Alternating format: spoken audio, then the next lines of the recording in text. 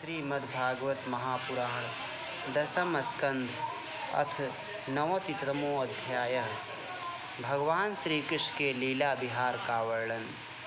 श्री सुखदेव जी कहते हैं, परीक्षित, द्वारका नगरी की छटा अलौकिक थी।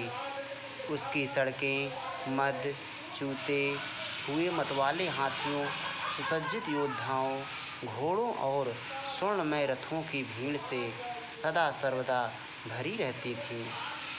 जिधर देखिए उधर ही हरे भरे उपवन और उद्यान लहरा रहे थे। पात के पात वृक्ष फूलों से लदे हुए हैं, उन पर बैठकर भंवरे गुनगुना रहे हैं और तरह तरह के पक्षी कलरव कर रहे हैं। वह नगरी सब प्रकार की संपत्तियों से भरपूर थी। जगत के श्रेष्ठ वीर यदुवंशी उसका सेवन करने में अपना सौभाग्य मानते थे। वहाँ की स्त्रियाँ सुंदर वेशभूषा से विभूषित थीं और उनके अंग अंग से जवानी की छटा छिटकती रहती थी। वे जब अपने महलों में गेंद आदि के खेल खेलती और उनका कोई अंग कभी दिख जाता तो ऐसा जान पड़ता मानो बिजली चमक रही है। लक्ष्मीपति भगवान की यही अपनी नगरी द्वारका थी। इसी में वे निवास करते थे। भगवान श्री कृष्ण 16,000 से अधिक पत्नियों के एकमात्र प्राण वल्लभ थे। उन पत्नियों के अलग अलग महल भी परम ऐश्वर्य से संपन्न थे। जितनी पत्नियां थीं उतने ही अद्भुत रूप धारण करके वे उनके साथ विहार करते थे। सभी पत्नियों के महलों में सुंदर सुंदर सरोवर थे। उनका निर्मल जल खिले हुए नीले, पीले, श्वेत, लाल आदि भांति भांति के कमलों के पराग से महकता रहता था। उनमें झुंड के झुंड हंस, सारस आदि सुंदर सुंदर पक्षी झांकते रहते थे। भगवान श्री कृष्ण उन जलाशयों तथा कभी कभी नदियों के जल में भी प्रवेश कर अपनी पत्नियों के साथ जल विहार करते थे। भगवान के साथ विहार करने वाली पत्नियां जब उन्हें अपने भुज पास में बांध लेती, आलिंगन करती, तब भगवान के श्री अंगों में उनके वक्षस्थल की केसर लग जाती थी। उस समय गंधर्व उनके यश का गान करने लगते और सूत, मागध एवं वंदीजन बड़े आनंद से मृदंग, ढोल, नगारे और बीड़ा आदि बाजे बजाने लगते। भगवान की पत्नियां कभी कभी हंसते हंसते पिचकारियों से उन्हें भिगो देती थीं। वे भी उनको तर कर देते। इस प्रकार भगवान अपनी पत्नियों के साथ क्रीड़ा करते, मानो यक्षराज कुबेर यक्षिणियों के साथ विहार कर रहे हों। उस समय भगवान की पत्नियों के वक्षस्थल और जंघा आदि अंग वस्त्रों के भीग जाने के कारण उनमें से झलकने लगते। उनकी बड़ी बड़ी चोटियों और जूड़ों में से गूंथे हुए फूल गिरने लगते। वे उन्हें भिगोते भिगोते पिचकारी छीन लेने के लिए उनके पास पहुंच जाती और उसी बहाने अपने प्रीतम का आलिंगन कर लेती। उनके स्पर्श से पत्नियों के हृदय में प्रेम भाव की अभिवृद्धि हो जाती, जिससे उनका मुख कमल खिल उठता। ऐसे अवसरों पर उनकी शोभा और भी बढ़ जाया करती।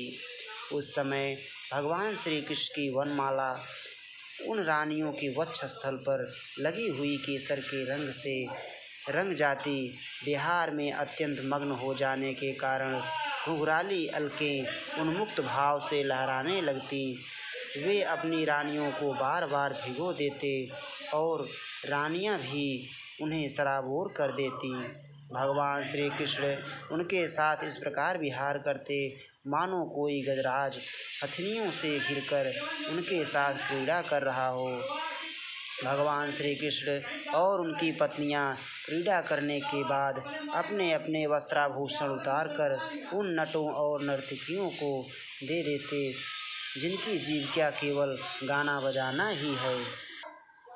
परीक्षित, भगवान इसी प्रकार उनके साथ विहार करते रहते।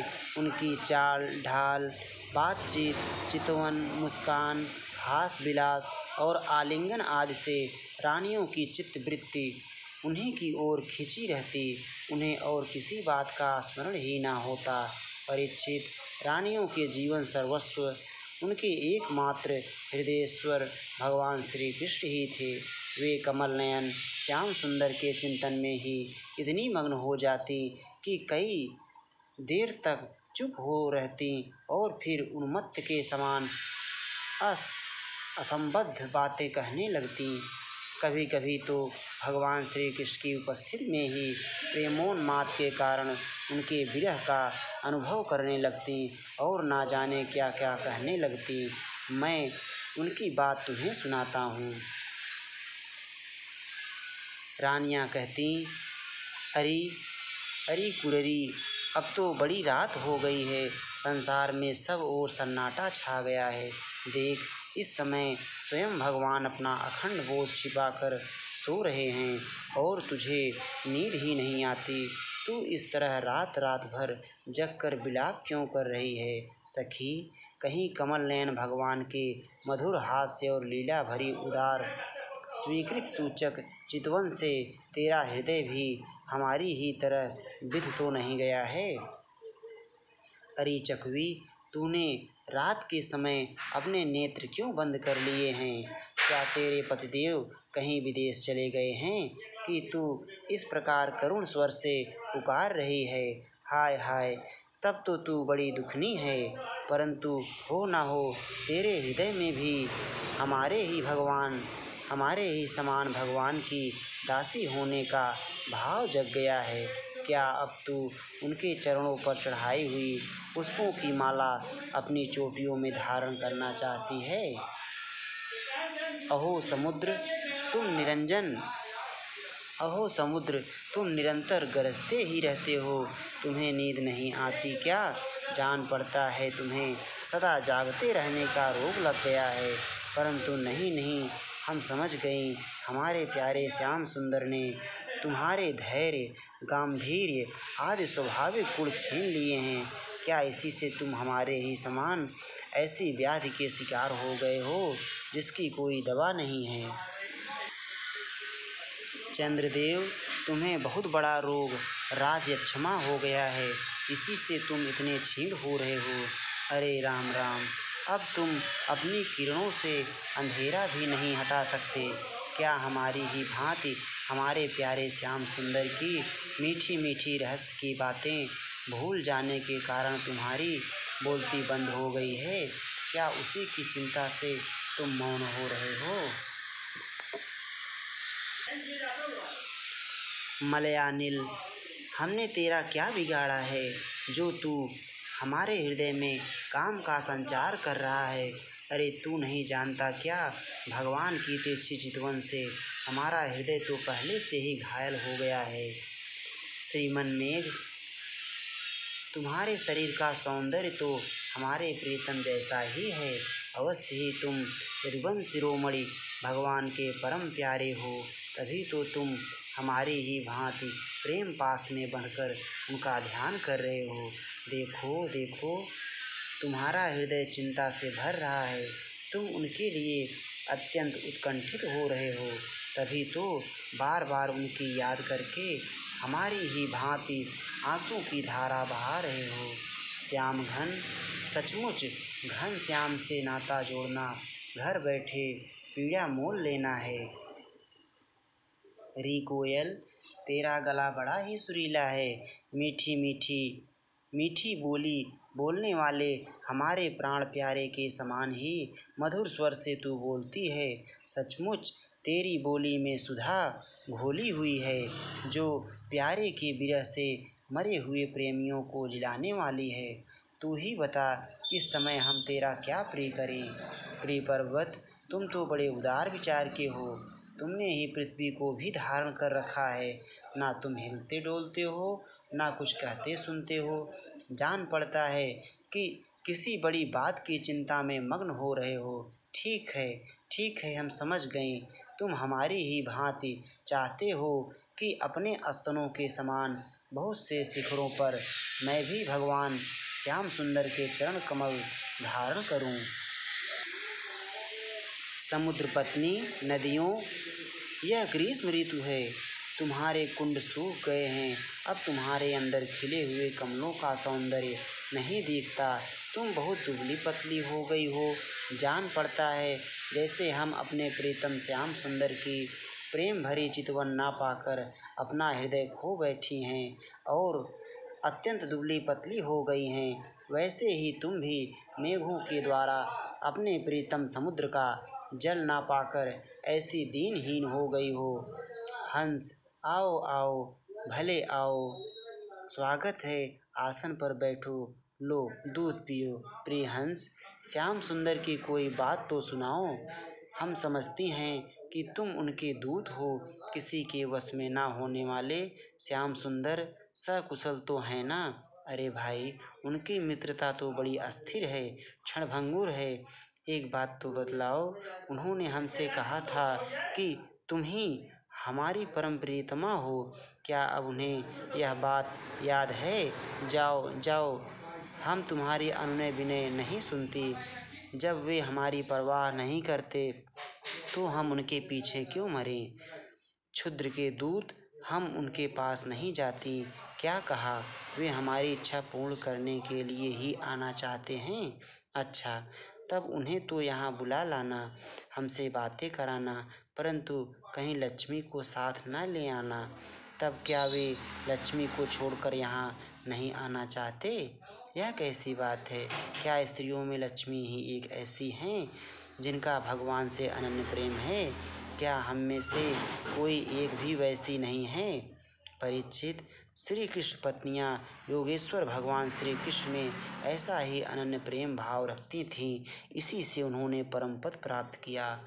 भगवान श्री कृष्ण की लीलाएं अनेकों प्रकार से अनेकों गीतों द्वारा गान की गई हैं। वे इतनी मधुर, इतनी मनोहर हैं कि उनके सुनने मात्र से स्त्रियों का मन बलात् उनकी ओर खिंच जाता है। फिर जो स्त्रियां उन्हें अपने नेत्रों से देखती थीं, उनके संबंध में तो कहना ही क्या है। जिन बड़भाग्नि स्त्रियों ने जगत गुरु भगवान श्री कृष्ण को अपना पति मानकर परम प्रेम से उनके चरण कमलों को सहलाया, उन्हें नहलाया, धुलाया, खिलाया, पिलाया, तरह तरह से उनकी सेवा की, उनकी तपस्या का वर्णन तो भला किया ही कैसे जा सकता है। परीक्षित, भगवान श्री कृष्ण सत्पुरुषों के एकमात्र आश्रय हैं। उन्होंने वेदोक्त धर्म का बार बार आचरण करके लोगों को यह बात दिखला दी कि घर ही धर्म, अर्थ और काम साधन का स्थान है। इसीलिए वे गृहस्थोचित श्रेष्ठ धर्म का आश्रय लेकर व्यवहार कर रहे थे। परीक्षित, मैं तुमसे कह ही चुका हूँ कि उनकी रानियों की संख्या थी 16,108। उन श्रेष्ठ स्त्रियों में से रुक्मिणी आदि 8 पटरानियों और उनके पुत्रों का तो मैं पहले ही क्रम से वर्णन कर चुका हूँ। उनके अतिरिक्त भगवान श्री कृष्ण की और जितनी पत्नियाँ थीं, उनसे भी प्रत्येक के 10-10 पुत्र उत्पन्न किए। यह कोई आश्चर्य की बात नहीं है, क्योंकि भगवान सर्वशक्तिमान और सत्य संकल्प हैं। भगवान के परम पराक्रमी पुत्रों में 18 तो महारथी थे, जिनका यश सारे जगत में फैला हुआ था। उनके नाम मुझसे सुनो। प्रद्युम्न, अनिरुद्ध, दीप्तिमान, भानु, सांब, मधु, बृहद्भानु, चित्रभानु, वृक, अरुण, पुष्कर, वेदबाहु, श्रुतदेव, सुनंदन, चित्रबाहु, विरूप, कवि और न्यग्रोध।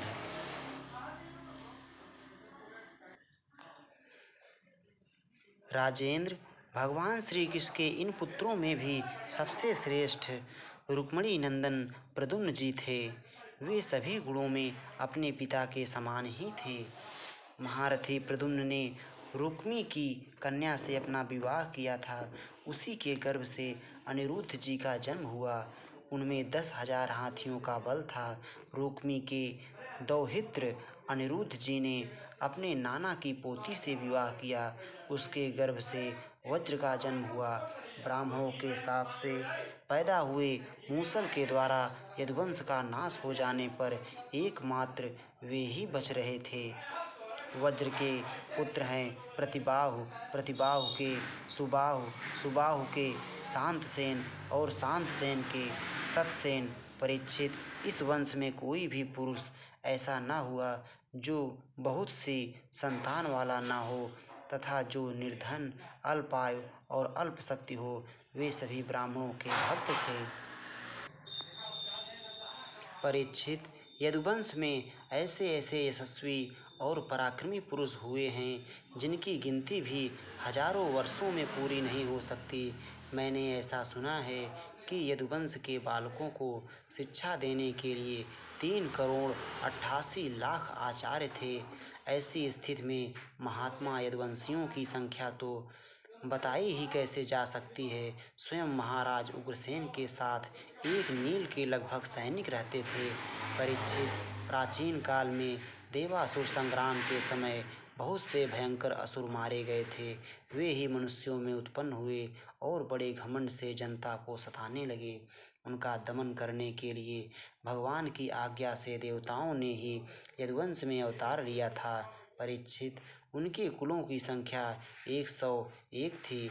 वे सब भगवान श्री कृष्ण को ही अपना स्वामी एवं आदर्श मानते थे। जो यदुवंशी उनके अनुयायी थे, उनकी सब प्रकार से उन्नति हुई। यदुवंशियों का चित्त इस प्रकार भगवान श्री कृष्ण में लगा रहता था कि उन्हें सोने, बैठने, घूमने फिरने, बोलने, खेलने और नहाने धोने आदि कामों में अपने शरीर की भी सुधि न रहती थी। वे जानते ही न थे कि हमारा शरीर क्या कर रहा है। उनकी समस्त शारीरिक क्रियाएं यंत्र की भांति अपने आप होती रहती थीं।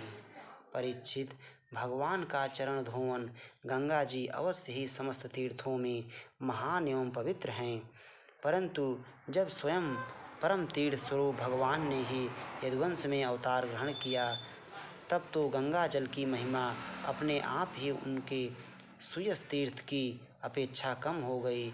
भगवान के रूप की यह कितनी बड़ी महिमा है कि उनसे प्रेम करने वाले भक्त और द्वेष करने वाले शत्रु दोनों ही उनके स्वरूप को प्राप्त हुए। जिस लक्ष्मी को प्राप्त करने के लिए बड़े बड़े देवता यत्न करते रहते हैं, वे ही भगवान की सेवा में नित्य निरंतर लगी रहती हैं। भगवान का नाम एक बार सुनने अथवा उच्चारण करने से ही सारे अमंगल को नष्ट कर देता है।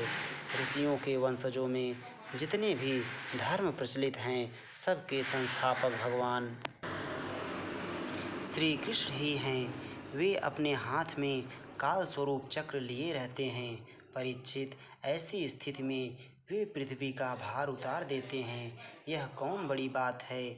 भगवान श्री कृष्ण ही समस्त जीवों के आश्रय स्थान हैं। यद्यपि वे सदा सर्वदा सर्वत्र उपस्थित ही रहते हैं, फिर भी कहने के लिए उन्होंने देवकी जी के गर्भ से जन्म लिया है। यदुवंश वीर पार्षदों के रूप में उनकी सेवा करते रहते हैं। उन्होंने अपने भुजबल से अधर्म का अंत कर दिया है।